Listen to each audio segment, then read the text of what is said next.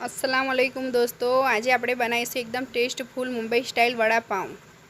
મેં સૌથી પહેલાં ચટણી બનાવીશ ધાણાની। તેના માટે મેં એક જાર ભરીને નાનું જાર ભરીને મિક્સરનું ધાણા લીધા છે। તેની અંદર આપણે નાખીશું 2 લીલા મરચાં, 4 કળી લસણની નાખી દઈશું આપણે એની અંદર। एक नानो आदूनो टुकड़ो આપણે એને ઝીણા ઝીણા ટુકડા કરી દીધા છે, તે આપણે અંદર નાખી દઈશું અને હવે આપણે એને પીસી લઈશું। આપણી ચટણી પીસાઈ ગઈ છે અને આપણે કાઢી લઈશું। હવે એની અંદર આપણે સ્વાદ અનુસાર મીઠું નાખી દઈશું અને એને હલાવી દઈશું। વડા બનાવવા માટે મેં 1 કિલો બટાકા બોઇલ કરી લીધા છે અને તેને મેશ બી કરી લીધા છે। હવે આપણે એને મેં વઘાર નાખીશું। 4 ચમચી જેટલું મેં તેલ ગરમ મૂકી દીધું છે। तेल गरम थाय એટલે આપણે અંદર રાઈ નાખીશું। तेल गरम થઈ ગયું છે, અંદર આપણે રાઈ નાખીશું। 1 ચમચી આપણે રાઈ નાખી છે અંદર। રાઈ થઈ ગઈ છે, એની અંદર આપણે ચપટી ખીંગ નાખીશું। હવે એની અંદર આપણે નાખીશું આદુ, જે મેં ઝીણું સમારી દીધું છે અને એક નાના ટુકડા જેટલું લીધું છે, તે આપણે અંદર એડ કરી દઈશું।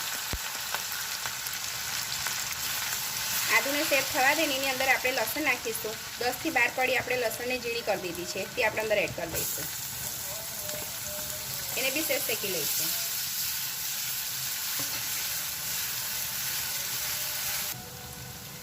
आदू लसण आपणे तैयार थई गयुं छे। एनी अंदर आपणे लीला मरचा जे झीणा कतरी काढ्या छे, 4 થી 5 लीला मरचा मैं झीणा समारी दीधा छे, ते आपणे अंदर एड कर दईशुं।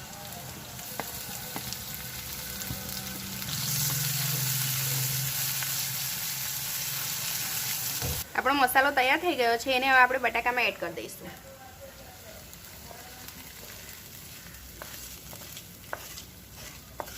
હવે આપણે એની અંદર 1 ચમચી હળદર નાખીશું। સ્વાદ અનુસાર મીઠું નાખીશું। નાની 1.5 ચમચી મેં મીઠું નાખું છું અંદર। તમારે તમારા જરૂરિયાત મુતાબિક નાખવાનું છે। 1.5 ચમચી આપણે ગરમ મસાલો નાખીશું। બધું મિક્સ કરી દઈશું। रीते सरस बधु मिक्स कर देवानुं छे। सरस बधु मिक्स थई गयुं छे। हवे आपणे एना बॉल बनावीशुं वड़ा माटे। आपणे पोळुं थोडुं मोटुं राखवानुं छे, एटले ए मावो बी थोड़ो मोटो वधारे लेवानो छे ने एनो आ रीते एनो मोटो बॉल बनाववानो छे।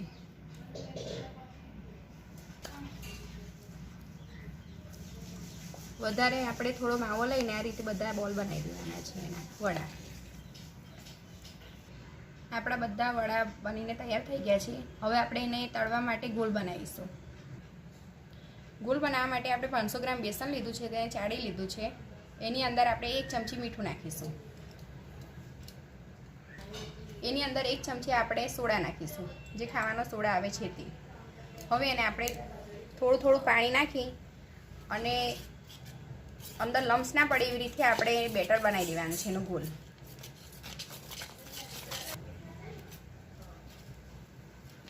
आ रीते आ गोल तैयार कर देवानो छे।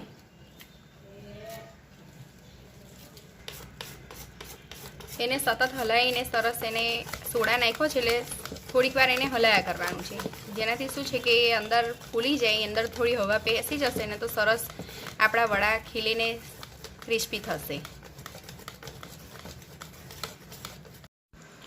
આપણું ખીરું તૈયાર થઈ ગયું છે। તમે જોઈ શકો છો કે કમ્પ્લીટ માપનું થઈ ગયું છે। જો વધારે જાડું હશે તો પછી વડા સારા નહીં લાગે, એટલે આ બિલકુલ માપનું ખીરું છે।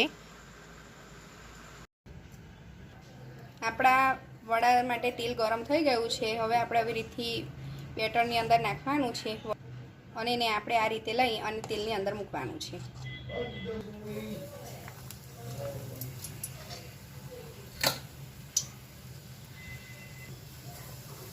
आ रीते आपणे बधा वड़ा तरी लेवाना छे। आ रीते धीमे रहीने वड़ाने पलटावाना छे। तमे जोई शको छो के केटला सरस फूलीने सरस देखाय छे आपणा वड़ा। आपणा वड़ा तैयार थई गया छे, एने आपणे निकाળી लईशुं અને આ રીતે આપણે બધા વડા તળી લઈશું।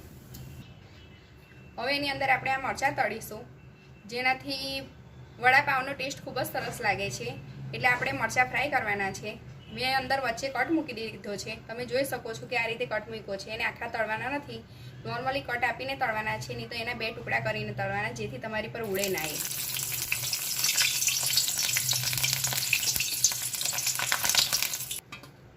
એને આપણે કઢી લઈશું. આપણે ગરમ ગરમ પર જ એની પર થોડુંક મીઠું છાંટી દેવાનું છે અને મીઠું નાખીને હલાવી દેવાનું છે. બધા બની ગયા છે. હવે આપણે એને વડાપાઉં બનાવીશું. તેના લીધે મેં એક પાઉં લીધો છે. પાઉંને આપણે આ રીતે કાપી કાઢવાનો છે.